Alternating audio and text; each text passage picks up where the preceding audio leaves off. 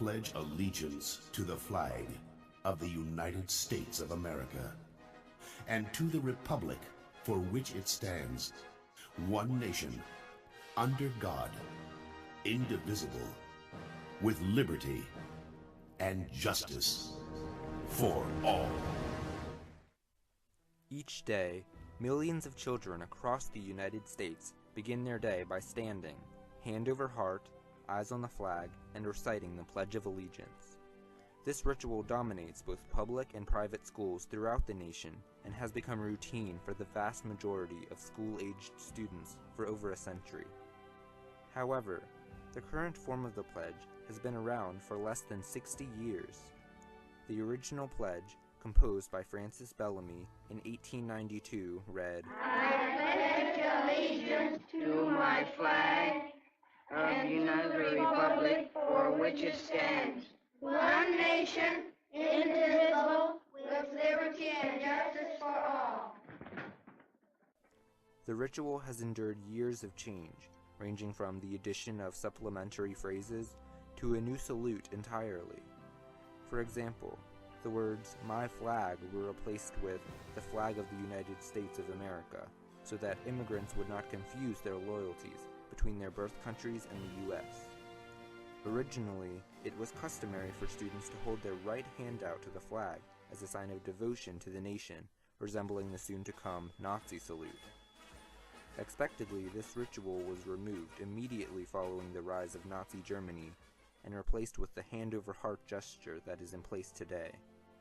While the words and salute have been altered over time, controversy regarding the pledge has perpetuated and continues to be an issue in today's society. With the addition of the phrase, "under God," in 1954, arguments surfaced regarding the separation of church and state. Other concerns address the issue that most children who are saying the pledge in school do not actually understand what it means. Even so, this nation is based upon the principles of unity and devotion, and the pledge certainly instills a sense of nationalism in kids from an early age. Therefore, the question arises, should the Pledge of Allegiance be recited in American schools? The first formal controversy began in 1943. Jehovah's Witness groups rallied against schools in the state of West Virginia after the state allowed the setting aside of a specified time to say the pledge.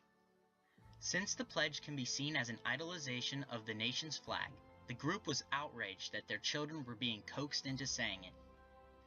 The Supreme Court ruled in West Virginia State Board of Education versus Barnett that children could not be forced to stand nor say the pledge in schools because that would violate the First Amendment right to freedom of speech. The proponents of recitation of the pledge in schools thereby argue that the implementation of the pledge is legal because it is not strictly a compulsory act. I guess I would feel that the Pledge of Allegiance should be said. It's a traditional thing in America that has been in place for a long time. Opponents, on the other hand, disagree, stressing the fact that children who choose not to stand or say the pledge are often made to feel isolated. Many instances of harassment by both students and teachers have occurred, causing dissenting students to fear being ostracized. The primary intent of the Pledge of Allegiance is to promote nationalism or pride in one's nation. Much like fireworks on the 4th of July or singing the national anthem, the Pledge of Allegiance is a way for Americans to celebrate their heritage. Thus, proponents of reciting the pledge in school believe that children should be taught to have pride in their nation so they can become devoted citizens. Additionally, advocates claim that reciting the pledge in school promotes a sense of unity among students. Regardless of their backgrounds and diversities, the pledge allows students to unite together as Americans. On the other hand, opponents claim that teaching children to recite a mantra that they do not even understand is a form of indoctrination. When asked what the pledge means, most young students would respond, "I don't know." The pledge to the United States, like a promise to do something. I'm not sure. I'm just sure that apparently it makes sense with the fact of Pledge of Allegiance. Allegiance means that we are stating our... I don't know what it means though. Can we start this over? Challengers assert that in reciting the pledge, children exhibit a blind sense of patriotism that lacks real substance. In essence, they see the pledge as a means of brainwashing the youth of America without letting them come to their own conclusions about their nation and what it stands for. Another major part of the controversy lies in the line, "One nation, under God." Some see the reference to God as a violation of the separation of church and state. The pledge refers to kind of some monotheistic God in which everyone should pledge, given that like America is diverse and people have different backgrounds and may not believe in kind of the Abrahamic Christian God, in which the pledge is, heavily entrenched with the language of God. Because freedom of religion is one of the founding principles on which our nation is based, critics say that inserting religion into the pledge persuades schools to lean towards a particular religion. Critics assert that the reference to God validates monotheistic religions while discrediting both polytheistic religions and atheistic beliefs. However, supporters of the recitation of the pledge in schools claim that numerous aspects of the national government include references to God. First of all, in my opinion, I'm in favor of under God because that was our founders' precept, and that is our nation was founded under God. The phrase "in God we trust" can be seen on all paper and coined American currency. Also, the words "so help me God" are almost always included in the presidential oath of office. So help me God. Congratulations, Mr. President. All the best wishes. So help me God. Congratulations. Thank you. So help me God. Congratulations. The Declaration of Independence has references to God as well.